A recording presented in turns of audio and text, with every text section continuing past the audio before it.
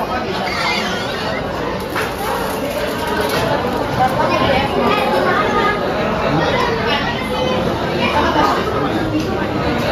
Udah lama Pak jualannya? Pak, saya mau nanya deh Pak, apa sih yang Bapak lakuin untuk memenuhi kebutuhan keluarga Bapak? Jadi kalau kayak gini tuh Bapak namanya apa?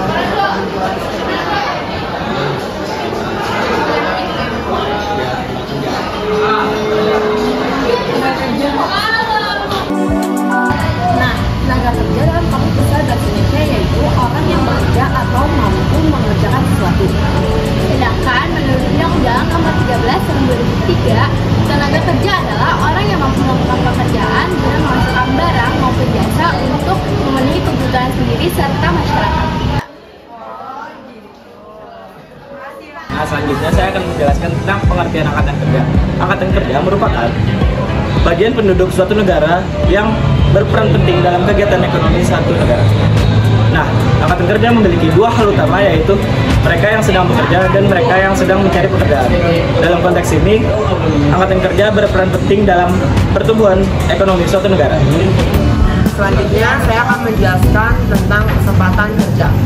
Kesempatan kerja adalah ketersediaan lapangan kerja dan mencerminkan jumlah penduduk yang bekerja. Semakin banyak lapangan kerja, semakin juga berkurang pengangguran. Menurut Undang-Undang Dasar 1945, Pasal 27 Ayat 2, setiap warga negara berhak atas pekerjaan dan penghidupan yang layak. Nah, setidaknya ada 3 jenis nih pembagian tenaga kerja berdasarkan fungsi pokoknya. Ada apa aja sih? Nah, pertama ada tenaga kerja produksi. Tenaga kerja produksi merupakan tenaga kerja yang berkaitan langsung dengan proses produksi. Contohnya apa sih? Contohnya buruh harian ataupun buruh kontrak. Nah, selanjutnya ada tenaga kerja pemasaran. Tenaga kerja pemasaran merupakan tenaga kerja yang berkaitan dengan proses pemasaran barang ataupun hasil produksi yang telah jadi. Jadi tugasnya memasarkan barang. Nah, contohnya ada apa sih? Ya tentunya dong, contohnya adalah marketing. Dan terakhir, ada tenaga kerja bagian umum dan administrasi. Nah, tenaga kerja ini merupakan tenaga kerja yang tidak ada hubungannya dengan proses produksi ataupun proses pemasaran. Nah, biasanya tuh bagian ini tuh fokusnya adalah surat menyurat dan ya seperti itulah. Kira-kira contohnya apa sih? Nah, contohnya ada akunting, ada HRD, dan juga ada resepsionis.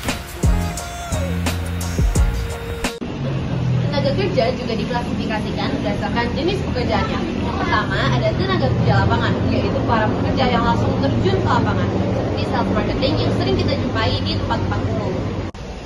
Yang kedua ada tenaga kerja pabrik, yaitu para pekerja yang bekerja di suatu fasilitas produksi atau pabrik untuk mengolah bahan baku menjadi bahan jadi. Hal ini seperti yang dilakukan oleh para buruh pabrik, terutama yang bekerja di bagian produksi.